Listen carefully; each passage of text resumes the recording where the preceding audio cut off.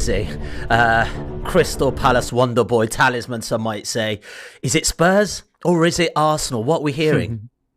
At the moment, it's Crystal Palace because nobody has an agreement with them to sign Eze. And of course, we'll be talking about this as the transfer window draws towards a close because he's of interest to big clubs. And I don't think Crystal Palace have ever this summer been averse to the idea of him leaving. They know the idea of challenging himself at, say, Champions League level is one that will carry great appeal. And if the finances had been right or are going to be right, then there could be a deal to be done. There's a lot of talk about this release clause, 60 plus £8 million, and when it expires. But even if there's no release clause there, that's the sort of money that Palace would be looking for. And yeah, we know there's been strong interest from Arsenal and they'd had conversations with his camp. It now emerges that Tottenham have been holding some talks around the situation. But at the time of recording, to my knowledge, neither of those clubs are prepared to pay the level of finance that Crystal Palace would be looking for at this moment to do the deal. As I said, around £68 million, which was or is the release clause value. So unless that changes or those clubs are suddenly more willing to pay that amount of money, then he will stay with Crystal Palace. Whether that is beyond the transfer window, I don't know, because a lot can change. Or will Crystal Palace come down in their asking price and then one of those clubs or another is prepared to do the deal? We know with Arsenal, the situation seemed to be linked to Ethan Nwaniere's future. And don't forget, he went into the last 12 months of his contract before signing a new deal. If he was going to leave, clearly Arsenal were lining up a deal for Eze for that same sort of position, the 8-10 role. With Ethan Nwaneri signing the new deal, which is amazing news for Arsenal, the need for Eze or another player in that position was less pressing, and maybe they were then focusing on other areas. It's not that he's gone from the agenda. There's a great affection for Eze at Arsenal and vice versa. He grew up as a fan of the club, we're led to believe. And so we need to keep an eye on that situation. But, you know, there will be considerations at Arsenal on the price, on the age profile, and on the position.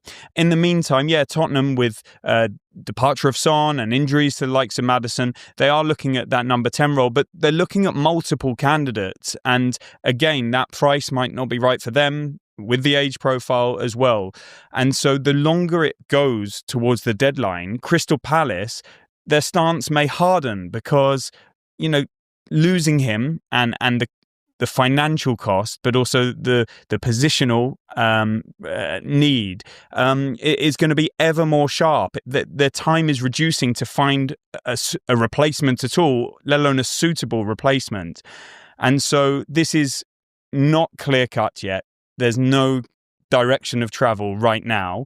And so a bit of patience is required. And I think all outcomes are still possible. I think if he signed for Tottenham, he would go in and be their best player this season. Certainly their best attacking player.